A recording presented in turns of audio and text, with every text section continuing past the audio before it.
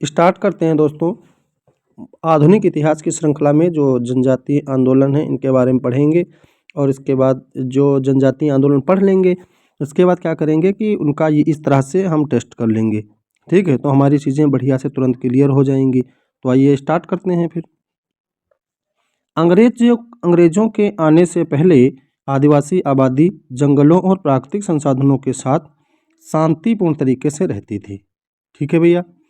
अंग्रेजों ने इंग्लैंड में हो रही औद्योगिक क्रांति को समर्थन देने के लिए जंगलों से कच्चा माल प्राप्त करने की अपनी इच्छा से प्रेरित होकर कुछ शोषणकारी नीतियां बनानी शुरू कर दी, जिससे आदिवासी समूहों में आक्रोश पैदा हो गया था। ठीक है। प्रारंभ में आदिवासी समूह बिना किसी प्रतिबंध के कृषि, शिकार, मछली पकड़ने और वन उत्पादों का उपयोग करने में अपना प्रयोग करते थे। ठीक है, गतिविधियों पर ज़्यादा ध्यान देते थे, निर्भर रहते थे। ठीक है, मछली पकड़ने और उत्पाद करने पे, शिकार करने पे जो आदिवासी होते थे वो ज़्यादा ध्यान देते थे भैया। ठीक है। आदिवासियों का अपना कानून हुआ करता था, लेकिन अंग्रेजी राज्य विस्तार के पश्चात उनके व्यक्तिगत कानूनों में पुलिस एवं प्रशासन का हस्तक्षेप होने लगा, जिसके कारण वे दुखी रहने लगे थे। ठीक है। इसी वजह से आदिवासी जिनके पास पहले अपनी ज़मीन थी, उनकी अपनी ज़मीन पर भूमिहीन और बंधुआ मजदूरों की स्थिति तक सिमट गई। साथ ही प्राकृतिक संसाधनों और वन उत्पादों के उपयोग पर कई सीमाएं रखी गईं और खेती को स्थानांतरित करने जैसी प्रथाओं पर प्रतिबंध लगा दिया गया। इससे आदिवासियों के प्रति व्यक्ति आय में और गिरावट आई। तो ये बात समझ में आई, यानी कि इन लोगों का एक अपना अलग कानून हुआ करता था। ठीक है, चलिए फिर से देखते हैं। आदिवासी जो थे वो बाहरी लोगों को दिकू कहते थे। आदिवासी बाहरी लोगों को दिकू कहते थे, जिसका तात्पर्य उन लोगों से था जो उन्हें परेशान कहते थे, जैसे महाजन, ठेकेदार, जमींदार, अधिकारी, इनको आदिवासी लोग दिकू कहते थे। ठीक, इसके अलावा आदिवासियों की सदियों पुरानी धार्मिक प्रथाओं को कम करके ईसाई मिशनरियों के ईसाई धर्म के प्रसार के प्रयासों ने अंग्रेजों के प्रति उनकी नाराजगी को और बढ़ा दिया था। ठीक है भैया। उनके जीने के तरीके में हस्तक्षेप के बाद भारत के विभिन्न क्षेत्रों में विविध जनजातीय समुदायों ने ब्रिटिश शासन के समय में ब्रिटिश भारत सरकार के शोषणकारी और भेदभावपूर्ण प्रथाओं के खिलाफ विद्रोह का नेतृत्व भी किया था। जब उनको इतना ज़्यादा परेशान किया जाने लगा आदिवासियों को, तो उनकी भाई फिर क्या थी, मजबूरी बन गई। तो उन्होंने जो ब्रिटिश भारत सरकार जो थी, तो उनके खिलाफ उन्होंने क्या किया, विद्रोह कर दिया। विद्रोह वही, तो हम लोग विद्रोह की श्रृंखला में पढ़ते हैं। सबसे पहला सन्यासी विद्रोह। ठीक है, आदिवासी समुदाय ने सन्यासी विद्रोह किया था 1763 और 1800 ईस्वी तक ये चले थे इनके विद्रोह। आंदोलन का समय यही होता है एग्जैक्ट 1763 से 1800 ईस्वी के बीच में। स्थान कहाँ था, मोस्टली हुआ कहाँ पे था, बंगाल और बिहार में हुआ था। विद्रोहकारी कौन थे, जिन्होंने विद्रोह किया था, सन्यासी। तो सन्यासी शंकराचार्य के ये अनुयायी थे। आंदोलन का कारण क्या था, हिंदू, नागा और गिरी के सशस्त्र सन्यासियों का तीर्थ यात्रा पर प्रतिबंध लगा दिया जाना। ठीक है, परिणाम क्या निकला, इसका विद्रोह को दबा दिया गया। यानी कि 18वीं सदी के अंतिम वर्षों 1763 से 1800 ईस्वी में अंग्रेजी शासन के विरुद्ध तत्कालीन भारत के कुछ भागों में सन्यासियों ने उग्र आंदोलन किए थे, जिसे इतिहास में सन्यासी विद्रोह कहा जाता है। ठीक है भैया, बहुत ही इम्पोर्टेंट है एग्जाम के दृष्टिकोण से सन्यासी विद्रोह। और ये इसी सन्यासी विद्रोह का आनंद मठ जो पुस्तक है उसमें उल्लेख किया गया है सन्यासी विद्रोह का। तो ये हुआ कहाँ था, स्थान बंगाल और बिहार हुआ करता था इसका। ठीक है, कारण क्या था, हिंदू, नागा और गिरी के सशस्त्र सन्यासियों का तीर्थ यात्रा पर प्रतिबंध लगाया जाना था। विद्रोह यही परिणाम यही निकला कि सन्यासी विद्रोह को दबा दिया गया अंत समय में, इसका कोई मतलब ही नहीं रह गया था। ठीक है, 18वीं सदी के कुछ अंतिम वर्षों में जिससे कि अंग्रेजी शासन के विरुद्ध उन्होंने किया था आंदोलन, तो इसको आंदोलन को दबा दिया गया था। ठीक है भैया, बहुत इंपॉर्टेंट है आपके एग्जामिनेशन के दृष्टिकोण से सन्यासी विद्रोह। ठीक है, यह आंदोलन अधिकांशतः उस समय ब्रिटिश भारत के बंगाल और बिहार प्रांत में हुआ था। ये बहुत इंपॉर्टेंट पूछा जाता है। यह आंदोलन कहाँ, किस समय, लोकेशन क्या थी, मतलब किस जगह पे हुए थे? बंकिम चंद्र चटर्जी द्वारा 1882 में, हाँ वही बंकिम चंद्र चटर्जी के द्वारा 1882 में एक उपन्यास आनंद मठ लिखा गया था। इसमें सन्यासी विद्रोह का उल्लेख मिलता है। सन्यासी विद्रोह का जो प्रमुख कारण था भैया, वो हिंदू, नागा और गिरी के सशस्त्र सन्यासियों का तीर्थ यात्रा पर प्रतिबंध लगाया जाना था। अच्छा, ये सन्यासी विद्रोह के जो अनुयायी हुआ करते थे, ये आदि शंकराचार्य के अनुयायी थे। ठीक है, सन्यासी विद्रोह को खत्म करने के लिए बंगाल के गवर्नर जनरल वारेन हेस्टिंग्स ने कई कठोर कदम उठाए थे और अंग्रेजों के द्वारा 1820 ईस्वी तक सन्यासी विद्रोह का दमन कर दिया गया। बहुत ही इंपॉर्टेंट है सन्यासी विद्रोह। इसके टाइम ड्यूरेशन पहली बात तो पूछ ली जाती है, तो 1763 से 1800 के बीच में हुआ था भैया। ठीक है, और सन्यासियों, मतलब ये सन्यासी कौन होते थे, कौन थे सन्यासी जिन्होंने विद्रोह किया था? ये आदि शंकराचार्य के अनुयायी हुआ करते थे। बंकिम चंद्र चटर्जी ने 1882 में एक आनंद मठ उपन्यास लिखा है, उसमें इसका उल्लेख किया गया है। ठीक है, सन्यासी विद्रोह का बहुत इंपॉर्टेंट है। बहुत अच्छे तरीके से आप लोग इसका थोड़ा देख लीजिएगा, रिवीजन कर लीजिएगा, नोट्स बना लीजिएगा, तो कोई प्रॉब्लम नहीं रहेगी। ठीक है भैया, तो यह आंदोलन कब हुआ? इसका आंदोलन की टाइम ड्यूरेशन क्या रही थी? 1763 से 1800 ईस्वी के मध्य में हुई थी। ये क्वेश्चन बहुत ही इंपॉर्टेंट है। इसी तरह से आगे हम एक और पढ़ते हैं, ये है पहाड़िया आंदोलन। पहाड़िया आंदोलन 1779 ईस्वी में हुआ था। पहाड़िया आंदोलन अंग्रेजी हुकूमत के खिलाफ भारत की आज़ादी के आंदोलन में तिलका मांझी को आदि विद्रोही का दर्जा प्राप्त है, जिन्होंने ईस्ट इंडिया कंपनी के बिहार, बंगाल और उड़ीसा में राजस्व वसूली और जमीन पर कब्जे के खिलाफ पहाड़िया आदिवासियों के आंदोलन को नेतृत्व प्रदान किया था। तिलका मांझी ने 1780 और 85 के मध्य ब्रिटिश हुकूमत के ऊपर लगातार हमले किए। इसके लिए आदिवासियों और अन्य लोगों को एकजुट करना शुरू किया। साल के पेड़ की छाल में गांठ बांधकर गांव-गांव आदिवासियों को एकजुट होने का निमंत्रण भेजा था। ठीक है, बहुत इंपॉर्टेंट है भैया। ठीक है, पहाड़िया आंदोलन अगर पूछा जाए, इसका नेतृत्व पहाड़िया आंदोलन का किसने किया था? तो तिलका मांझी को आदि विद्रोही का दर्जा प्राप्त है, इन्होंने किया था।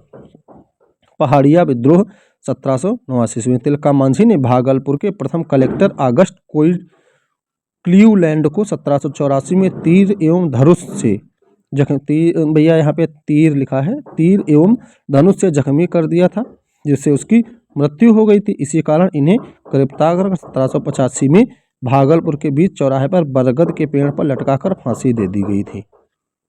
इनका यही इसीलिए मतलब पहाड़िया आंदोलन हुआ था, तिलका मांझी ने किया था ये, और वहाँ के जो कलेक्टर थे उनको इन्होंने तीर धनुष से जख्मी कर दिया था, जिसके कारण उसकी मृत्यु हो गई थी। इस कारण इनको भैया गिरफ्तार कर लिया गया और फिर यही हुआ कि इनको 1785 में भागलपुर के बीच चौराहे पर बरगद के पेड़ पर फांसी दे दी गई। अगला चुआर विद्रोह, बहुत इंपॉर्टेंट भैया विद्रोह है ये। चुआर विद्रोह 1769 से 1805 ईस्वी के बीच में हुआ। अंग्रेज अधिकारी जंगल महाल के भूमिजों को चुआर कहते थे, चुआर या चौआड़ भी कह सकते हैं।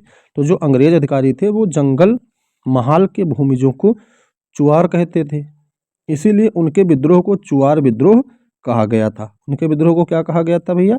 चुआर विद्रोह कहा गया था। चुआर जंगल साफ करके खेती करते थे और पशु पक्षियों का शिकार करते थे। जंगल में पैदा होने वाली वस्तुओं को बेचकर गुजारा करते थे। यह विद्रोह मुख्यतः बंगाल के बांकुड़ा क्षेत्र में शुरू हुआ था। इनमें से अधिकांश स्थानीय जमींदारों के यहाँ पाइक यानी सिपाही का काम करते थे। वेतन के बदले उन्हें ज़मीन दी जाती थी और पाइकान ज़मीन कहलाती थी। तो बात समझ में आई भैया? इसमें अधिकांश स्थानीय जो जमींदार थे, तो आप लोग बहुत अच्छे से देख लीजिएगा एक बार फिर से। चुआर विद्रोह 1769 से 1805 ईस्वी के बीच में हुआ था। अंग्रेज शासकों ने कब्जा जमाते ही चुआरों की पुश्तैनी ज़मीनें छीन छीन कर नए जमींदारों के हाथ बेचना और इन जमींदारों के साथ मिलकर नई प्रजा बसाना शुरू किया था।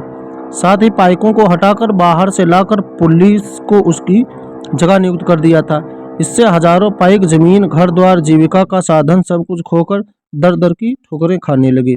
इन पाइकों और किसानों की सम्मिलित शक्ति ने विद्रोह की वह आग लगा दी, जिसे बुझाना अंग्रेज शासकों के लिए बड़ा कठिन हो गया था। चुवार विद्रोह के मुख्य नेता दुर्जन सिंह और करणगढ़ की रानी शिरोमणि थी। बहुत इंपॉर्टेंट है। चुवार विद्रोह के जो भैया मुख्य नेता थे वो दुर्जन सिंह और करणगढ़ की रानी शिरोमणि थी। इंपॉर्टेंट तरीके से आप लोग बढ़िया से इसका स्क्रीनशॉट ले लीजिएगा। और इस विद्रोह का प्रमुख नारा क्या था? अपना गांव अपना राज, दूर भगाओ विदेशी राज। इस चुवार विद्रोह का मुख्य नारा था अपना गांव अपना राज, दूर भगाओ विदेशी राज। बहुत इंपॉर्टेंट था। ले गुडियार, कैप्टन फोर्ब्स एवं मेजर क्राफ्ट को इस विद्रोह के दमन हेतु भेजा गया था। सॉरी। लगभग 30 वर्ष से अधिक समय तक इस अशांत क्षेत्र में शांति बहाल करने हेतु अंग्रेजों ने इस क्षेत्र के लोगों को कुछ सुविधाएं देने का निर्णय लिया। 1805 ईस्वी में जंगल महल जिला के निर्माण के बाद इस क्षेत्र में पुनः शांति व्यवस्था बहाल कर दी गई। ठीक है भैया। तो चुवार विद्रोह 1769 से 1805 के बीच में हुआ। इसका विद्रोह का नारा क्या था? अपना गांव अपना राज, दूर भगाओ विदेशी राज। तो बड़ी इंपॉर्टेंट चीज़ें हैं, इसके बारे में आप लोग बहुत अच्छे से देख लीजिएगा, सुन लीजिएगा। लगभग 30 वर्ष से अधिक समय तक इस अशांत क्षेत्र में शांति बहाल करने के हेतु अंग्रेजों ने उसके बाद सुविधाएं देने का निर्णय किया था। तो हम लोग अगला आंदोलन पढ़ेंगे, पागलपंथी विद्रोह। पागलपंथी विद्रोह ये हुआ कब? 1813 से 1831 ईस्वी के मध्य में पागलपंथी विद्रोह हुआ था। समय मोस्टली इसका शुरुआत मान लेते हैं कि 1813 में हुआ था। पागलपंथी विद्रोह का जो संस्थापक था वो टीपू था। उद्देश्य इसका क्या था? जमींदारों के अत्याचार के खिलाफ विद्रोह, यानी कि जमींदार जो थे वो उनके अत्याचारों के खिलाफ उनको विद्रोह करना था। यह विद्रोह बंगाल में हुआ था। कौन? पागलपंथी विद्रोह बंगाल में हुआ था। टीपू ने जमींदारों के विरुद्ध यह आंदोलन शुरू किया था। पागलपंथी विद्रोह की शुरुआत टीपू ने की थी। पागलपंथी एक प्रकार का अर्ध धार्मिक संप्रदाय था और यह संप्रदाय उत्तरी बंगाल के करम शाह के द्वारा चलाया गया था। ठीक है भैया, बहुत इंपॉर्टेंट है। करम शाह के द्वारा यह आंदोलन चला, मतलब इसका नेतृत्व किसने किया था? करम शाह ने किया था। बहुत पूछा जाता है कि पागलपंथी विद्रोह का नेतृत्व किसने किया? करम शाह ने किया था। लेकिन संस्थापक पागलपंथी जो विद्रोह के थे वो टीपू थे। ठीक है। 1825 ईस्वी में करम शाह के उत्तराधिकारी पुत्र टीपू ने जमींदारों के अत्याचार के खिलाफ विद्रोह किया। 1825 में करम शाह के उत्तराधिकारी उनके पुत्र टीपू ने जमींदारों के अत्याचार के खिलाफ विद्रोह किया था और यह विद्रोह इस क्षेत्र में 1840 ईस्वी से 1850 ईस्वी तक जारी रहा। यह विद्रोह इस क्षेत्र में 1840 ईस्वी से 1850 ईस्वी तक जारी रहा। जमींदारों एवं साहूकारों के अत्याचारों के खिलाफ करम शाह के पुत्र टीपू ने स्थानीय गारो जनजाति के लोगों के साथ 1813 ईस्वी में विद्रोह कर दिया था। बहुत इंपॉर्टेंट चीज़ है भैया ये। ठीक है। फिर हम लोग देखते हैं भील विद्रोह। भील विद्रोह 1818 का भील विद्रोह भील जनजाति के द्वारा उठाया गया पहला ब्रिटिश प्रतिरोध आंदोलन था। यानी कि भील जनजाति के द्वारा उठाया गया पहला कदम और भील जनजाति के द्वारा उठाया गया पहला ब्रिटिश गतिरोध आंदोलन था। जनजाति का शांतिपूर्ण जीवन का एक लंबा इतिहास रहा, लेकिन ब्रिटिश प्रशासन द्वारा किए गए परिवर्तनों और सामंती व्यवस्था ने उन्हें सरकार के खिलाफ उग्र बना दिया। वर्ष 1818 में सभी भील आदिवासी राज्यों ने एक संधि पर हस्ताक्षर करने के लिए ब्रिटिश प्रशासन से हाथ मिला लिया था। ठीक है। 1818 में मतलब इस विद्रोह ने संधि पर हस्ताक्षर किया, ब्रिटिश प्रशासन से हाथ मिला लिया था। अब अंग्रेज असली मालिक बन गए, क्योंकि अब उन्हें राज्य के बाहरी और आंतरिक दोनों मामलों में हस्तक्षेप और नीति निर्माण का अधिकार सौंप दिया गया था। ठीक है। इसके अलावा भीलों को जंगल में प्रचुर मात्रा में उत्पादित विभिन्न उत्पादों के उपभोग और उपयोग के अधिकारों से वंचित कर दिया गया। इससे जनजाति की अंग्रेजों के खिलाफ नाराजगी बढ़ गई, क्योंकि उन्हें विचित्र बुनियादी सुविधाओं से वंचित किया जा रहा था। ब्रिटिश सरकार ने असंतोष को दबाने के लिए विद्रोह को कुचलने के लिए सेना भेजी। अभी तक तो सही था, उसके बाद ये सब शुरू हो गया, भील विद्रोह। ठीक है। जैसे घने जंगल में लगातार बढ़ती कठिनाइयों के कारण विद्रोह को पूरी तरह से कुचलने के लिए सेना जंगल में गहराई तक जाने में सक्षम नहीं थी। ठीक है। अंत में एक ब्रिटिश प्रतिनिधि कर्नल वाल्टर ने आदिवासियों के साथ शांति समझौता कर ही लिया। मूल निवासियों को उनके विभिन्न करों और उनके वन अधिकारियों के अधिकारों में रियायत दी गई। ठीक है भैया। भले ही अंग्रेज विद्रोह को दबाने का दावा कर सकते थे, फिर भी भीलों के निवास वाले क्षेत्रों में वे कभी भी स्थायी शांति हासिल करने में सक्षम नहीं थे। बहुत इंपॉर्टेंट है। भले ही अंग्रेज विद्रोह को दबाने का दावा कर सकते थे, फिर भी भीलों के निवास वाले क्षेत्रों में कभी भी स्थायी शांति हासिल करने में वो सक्षम नहीं रहे, क्योंकि भील अपने आप में एक भील बहुत जनजाति जो थी वो बड़े लेवल पर रहती थी, और उनका जो विद्रोह था तो वो अंग्रेज विद्रोह को दबाने का दावा कर सकते थे, लेकिन उनके निवास वाले क्षेत्रों में कभी स्थायी शांति हासिल करने में वो सक्षम नहीं रहे थे। फिर एक देखते हैं फेराइजी विद्रोह। ये 1820 से 1858 के भैया मध्य में हुआ था। समय मोस्टली इसका 1820 में माना जाता है। नेता इसके दादू मीर थे, बड़ा इंपॉर्टेंट है, इसके नेता दादू मीर थे। तो फेराइजी लोग शरीयतुल्लाह द्वारा चलाए गए संप्रदाय के अनुयायी थे। फेराइजी लोग शरीयतुल्लाह के द्वारा चलाए गए संप्रदाय के अनुयायी थे, और यह आंदोलन बंगाल में हुआ था। इसके नेता दादू मीर थे। फराइजी लोग शरीयतुल्लाह द्वारा चलाए गए संप्रदाय के अनुयायी होते थे। बताया जैसे कि मोहम्मद मोहसिन यानी कि दादू मीर ने जमींदारों की जबरदस्ती वसूली का प्रतिरोध करने के लिए किसानों को संगठित किया। यह अंग्रेजों एवं जमींदारों के विरुद्ध किसान आंदोलन था। बहुत इंपॉर्टेंट है भैया, यह अंग्रेजों और जमींदारों के विरुद्ध किसान आंदोलन किया था इन्होंने, मोहम्मद मोहसिन यानी कि दादू मीर ने। बहुत इंपॉर्टेंट तरीके से आप लोग अच्छे से देखिएगा, ठीक है। यह आंदोलन हुआ कहाँ था? बंगाल में हुआ था। मुख्य नेता दादू मीर थे। दादू मीर ने नारा दिया था, समस्त भूमि का मालिक खुदा है। इतना बढ़िया है, कभी कभी क्वेश्चन से पूछा जाता है, समस्त भूमि का मालिक खुदा है। फराजी आंदोलन, यह विद्रोह 1838 ईस्वी से 1857 ईस्वी तक चलता रहा। कालांतर में इस संप्रदाय के अनेक समर्थक वहाबी आंदोलन में ही सम्मिलित हो गए।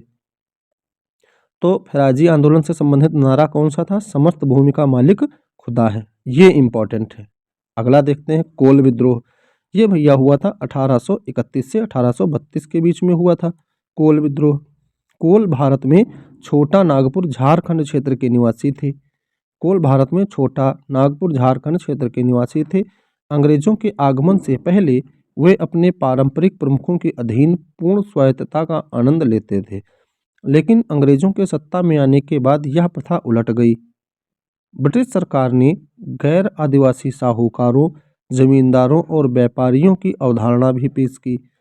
इस वजह से कोल अपनी पारंपरिक जमीन बाहरी लोगों या साहूकारों के हाथों बेचने या ब्याज के रूप में देने को मजबूर हो गए, और उन्हें बड़ी मात्रा में कर भी चुकाना पड़ा। ठीक है। कोल विद्रोह जिसे था, ब्रिटिश न्यायिक नीतियों ने उनके संकट को और बढ़ा दिया। इन सब के चलते कोलों ने 1831-32 में ब्रिटिश सरकार और बाहरी लोगों के खिलाफ विद्रोह कर दिया। इस विद्रोह का प्रमुख नेता बुद्धू भगत था। बहुत इंपॉर्टेंट है, बुद्धू भगत था। इन्होंने कई गैर आदिवासियों को मार डाला और उनके घरों को भी जला दिया। इनका सशस्त्र विद्रोह 2 साल तक चला, जिसके बाद अंग्रेजों ने इसे बेरहमी से दबा दिया था। तो जो कोल विद्रोह का जो प्रमुख नेता था वो कौन था भैया? बुद्धू भगत था। बहुत इंपॉर्टेंट है ये, मतलब कोई भी विद्रोह हो उसके नेता के बारे में जरूर बात करते हैं, ठीक है। फिर पढ़ते हैं खासी विद्रोह। 1830 से 33 के बीच में हुआ था। खासी विद्रोह 1830 और 33 के बीच उत्तर पूर्वी पहाड़ी पर हुआ। खासी विद्रोह असम में हुआ था, ठीक है भैया। इस विद्रोह का प्रमुख कारण ब्रिटिशों द्वारा वहाँ की स्थानीय जनजातियों को जबरन सड़क निर्माण में लगाया गया, जिसके विरोध में उन्होंने यह विद्रोह किया था। यानी कि इस विद्रोह का प्रमुख कारण ब्रिटिशों के द्वारा वहाँ की स्थानीय जनजातियों को, जिसमें बच्चे थे, महिलाएं थी, सब शामिल थे, जबरन सड़क निर्माण में लगाया गया था। इसके विरोध में उन्होंने यह विद्रोह किया। इस विद्रोह का नेता तीरथ सिंह था, और यह 1833 में ब्रिटिश सेना के द्वारा कुचल दिया गया, और इस विद्रोह की शुरुआत सन 1830 ईस्वी में हुई थी। यानी कि इस विद्रोह का नेता कौन सा? तीरथ सिंह था। यानी कि इस विद्रोह का कारण यही था कि जनजातियों को जबरन सड़क के निर्माण में लगाया गया था, ठीक है, जिसके विरोध में यह विद्रोह किया गया। बहुत ज़बरदस्त आंदोलन हुआ था, और असम में हुआ था, खासी जनजाति के द्वारा हुआ था, इसीलिए इसको खासी विद्रोह कहते हैं। नेक्स्ट पढ़ते हैं कूका विद्रोह 1840 से 1872 के बीच में भैया, ठीक है। कूका विद्रोह की शुरुआत पंजाब में एक धार्मिक आंदोलन के रूप में हुई थी, लेकिन धीरे धीरे यह विद्रोह राजनीतिक विद्रोह के रूप में परिवर्तित हो गया। यह विद्रोह भी अंग्रेजों के विरुद्ध ही था। सिखों के नामधारी संप्रदाय के लोग कूका कहलाते थे, और इन्हीं के द्वारा कूका विद्रोह को शुरू किया गया था। कूका आंदोलन की शुरुआत भगत जवाहरमल जिनको सियान साहब भी कहते थे, और उनके शिष्य बालक सिंह और राम सिंह के द्वारा पश्चिमी पंजाब में इसकी शुरुआत की गई थी। ठीक है भैया। नामधारी संप्रदाय के लोग कूका कहलाते थे, और कूका आंदोलन की शुरुआत किसने की थी? भगत जवाहर मल, जिनको हम लोग क्या कहते हैं, या सभी लोग सियान साहब के नाम से भी इनको जाना जाता है, और इनके शिष्य बालक सिंह और राम सिंह, इन सभी लोगों ने मिल करके पश्चिम पंजाब में कोका विद्रोह की शुरुआत करी थी। कोका लोगों ने पूरे पंजाब को 22 जिलों में बांटकर अपनी समानांतर सरकार बना डाली। ठीक है भैया। अधूरी तैयारी में ही विद्रोह भड़क उठा और इसी कारण यह दबा दिया गया, क्योंकि तैयारी इसकी पूरी थी नहीं। 1882 में आंदोलन के प्रमुख नेता राम सिंह को अंग्रेजों द्वारा रंगून निर्वासित कर दिया गया, जहां 1885 में उनकी मृत्यु हो गई। बिना नेता के ये आंदोलन कमजोर पड़ गया और धीरे धीरे पूर्णतः खत्म हो गया। तो मतलब क्या था इस खत्म होने का इसका, कि 1882 में जो इनके नेता मुख्य थे राम सिंह को, तो अंग्रेजों के द्वारा उनको पकड़ लिया गया और रंगून भेज दिया गया। ठीक है। वहाँ पे उनकी 1885 में मृत्यु हो गई। जब भाई मृत्यु का समाचार मिला, कोई भी आंदोलन हो बिना नेतृत्व के उतना अच्छा नहीं हो पाता है, नेतृत्वहीन आंदोलन हो गया, जिस कारण से ये अच्छे से नहीं चल सका और अपने आप खत्म हो गया। खोंड विद्रोह पढ़ते हैं, 1837 से 56 के बीच में हुआ था। उड़ीसा में खोंड जनजाति पाई जाती है, उसने 1837 से 56 में एक विद्रोह किया, जिसे खोंड विद्रोह के नाम से जाना गया। चक्र बिसोई ये खोंड विद्रोह लोगों के नेता थे। उनके विद्रोह का मुख्य कारण मरिया यानी कि बलिदान, मरिया को बलिदान कहते हैं वहाँ पे, मरिया की प्रथा को दबाने का अंग्रेजों का प्रयास था, और उनके बदले में जमींदार और साहूकारों की आमद के साथ नए करों को पेश करना था। ठीक है भैया। तो इसके नेता कौन थे? खोंड थे, उड़ीसा में हुआ था। मुख्य कारण था कि मरिया की प्रथा को दबाने का अंग्रेजों का प्रयास था, यानी कि जो बलिदान की प्रथा रहती थी, ये चाहते थे, अंग्रेज चाहते थे कि उनकी इस प्रथा को दबा दिया जाए, और जमींदारों और साहूकारों की आमद के साथ नए करों को फिर से पेश कर दिया जाए। इसीलिए ये खोंड विद्रोह की शुरुआत उड़ीसा में हुई थी। ठीक है भैया। बहुत इंपॉर्टेंट है। खोंड विद्रोह के नेता कम से कम आप याद रखिएगा, नेता का नाम है चक्र बिसोई। खोंड विद्रोह के ये प्रमुख नेता माने जाते हैं। ठीक है। 1837 से 56 के बीच में खोंड विद्रोह हुआ था। बहुत इंपॉर्टेंट। हुआ कहाँ था? उड़ीसा में हुआ था। ठीक है। अगला हम लोग पढ़ लेते हैं संथाल विद्रोह, बड़ा इंपॉर्टेंट है। ठीक है। 1855 और 56 के बीच में यह विद्रोह हुआ। संथाल विद्रोह संथाल जनजाति के द्वारा ब्रिटिश ईस्ट इंडिया कंपनी और जमींदारी प्रणाली दोनों के खिलाफ वर्तमान जो कहाँ पड़ता है, झारखंड, पश्चिम बंगाल और बिहार के क्षेत्र में एक विद्रोह हुआ था। विद्रोह का नेतृत्व 4 सहोदर भाइयों ने किया था। किसने? 4 सगे भाइयों ने किया था। सिद्धू, कान्हू, चांद और भैरव ने किया था। सिद्धू, कान्हू, चांद और भैरव ने इस विद्रोह का नेतृत्व किया था। संथालों ने मुख्य रूप से राजमहल और भागलपुर के बीच के क्षेत्रों पर कब्जा कर लिया, जिससे दमन ए कोह के नाम से जाना जाता है। इन्होंने बाहरी लोगों के खिलाफ भी विद्रोह किया, जिसे उन्होंने दिकू कहा। इनका प्राथमिक उद्देश्य विदेशी या ब्रिटिश शासन का पूरी तरह से सफाया करना था। ठीक है भैया। बहुत इंपॉर्टेंट है ये, आप लोग विशेष ध्यान रखिएगा। संथाल विद्रोह के नेता कौन थे? सिद्धू, कान्हू, चांद और भैरव, ये 4 सगे भाई थे। इन्होंने इस विद्रोह का नेतृत्व किया था। और ये संथाल जनजाति कहाँ वर्तमान में है? झारखंड, पश्चिम बंगाल और बिहार में पाई जाती है। ये लोग विदेशियों को या और लोगों को क्या कहते थे? दिकू कहते थे, बाहरी लोगों को। ये बहुत इंपॉर्टेंट है संथाल विद्रोह। ठीक है। अच्छा, आगे देखते हैं। पुलिसकर्मियों, जमींदारों, राजस्व और अदालत के अधिकारियों द्वारा संथाल लोगों पर किए गए शोषण ने उनके आक्रोश को और भी बढ़ा दिया। साहूकारों ने संथालों से 50% से 500% तक के अधिक ब्याज दर वसूल की। इसके अतिरिक्त ब्रिटिश सरकार ने भी गरीब संथालों के साथ न्याय करने के बजाय उत्पीड़कों को शरण दी। 1855 में 10,000 से अधिक संथालों ने औपनिवेशिक सरकार के खिलाफ विद्रोह कर दिया, लेकिन 1856 में उन्हें अंततः ब्रिटिश सरकार ने पकड़ लिया और आंदोलन को बेरहमी से दबा दिया। बात नहीं सुनी अंग्रेजों ने, ब्रिटिश सरकार ने, और इनको 1856 में इस विद्रोह को दबा दिया गया था। क्यों भैया? साहूकारों से संथालों ने बहुत ज़्यादा टैक्स वसूला था। 50% से लेकर के 500% तक अधिक ब्याज दर वसूल कर ली थी, जिससे उन लोगों को समस्याएं हुई। गरीबों के साथ कोई न्याय भी नहीं मिल रहा था, ऊपर से उनका उत्पीड़न किया जा रहा था, जिस कारण से इस विद्रोह ने मतलब ये उग्र रूप ले लिया। फिर क्या हुआ, ब्रिटिश सरकार ने भाई विद्रोह को दबा दिया। मुंडा विद्रोह बहुत ही इंपॉर्टेंट विद्रोह है, इसके बारे में हम लोग देखते हैं। मुंडा लोगों ने अंग्रेजों को बहुत जबरदस्त शिकस्त दी थी। यह विद्रोह 1895 ईस्वी में प्रारंभ हुआ था और 1901 ईस्वी तक चलता रहा। मुंडाओं के विद्रोह का क्षेत्र भी छोटा नागपुर का पठार था।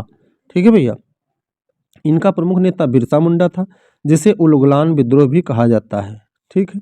मुंडाओं में सामूहिक खेती का प्रचलन था। इस तरह की खेती को खूंट कुटी कहा जाता है। मुंडाओं की जमीनों पर जमींदारों द्वारा कब्जा कर लिया गया, जिससे मुंडाओं में आक्रोश था। मुंडाओं द्वारा छिटपुट विद्रोह किए जाते रहे थे, किंतु मुंडाओं को संगठित करने का प्रयास बिरसा मुंडा ने किया था। तो भैया मुंडाओं में जो खेती करी जाती थी उस खेती को क्या कहते थे, खुंट कुटी कहा जाता था। ये इंपॉर्टेंट पॉइंट है, ये याद कर लीजिएगा जो अलग कलर से हैं। इनका मुंडा विद्रोह का मुख्य नेता कौन था, बिरसा मुंडा था। मुंडा विद्रोह हुआ कब था, 1895 में हुआ था और 1901 तक ये चलता रहा था। ठीक है, बहुत इंपॉर्टेंट है। मुंडा विद्रोह बहुत पूछा जाता है भैया, इसका मुख्य नेता कौन था, तो बिरसा मुंडा था। और ये इनकी खेती को क्या कहते थे, खूंट कुटी इनकी खेती को कहते थे। बिरसा मुंडा का उदय एक चमत्कारी नेता के रूप में हुआ। बिरसा मुंडा लोगों को विश्वास दिलाते थे कि ईश्वर ने मुझे अपना दूत बनाकर तुम्हारे पास भेजा है। मुझ में ईश्वर की दिव्य शक्तियां हैं। मैं तुम्हें इस शोषण और अन्याय से मुक्त कराऊंगा। धीरे धीरे लोगों में यह विश्वास बढ़ता गया कि वास्तव में बिरसा मुंडा में कोई चमत्कारी शक्ति है और ये इन दिकुओं को भगा सकता है। धीरे धीरे लोग बिरसा मुंडा को देखने के लिए एकत्रित होने लगे। ठीक है, यानी कि बिरसा मुंडा ने भैया कहा कि मुझ में ईश्वर की दिव्य शक्तियां हैं, आप लोग हमारा साथ दें और हम आप लोगों को मुक्त कराएंगे इन चीज़ों से। 1899 में क्रिसमस के दिन भैया बिरसा मुंडा ने अचानक उग्र रूप धारण कर लिया और अंग्रेजों को मार भगाने के लिए तथा जमींदारों और महाजनों के अत्याचारों से मुक्त कराने के लिए सभी मुंडाओं को एकत्रित करने लगा।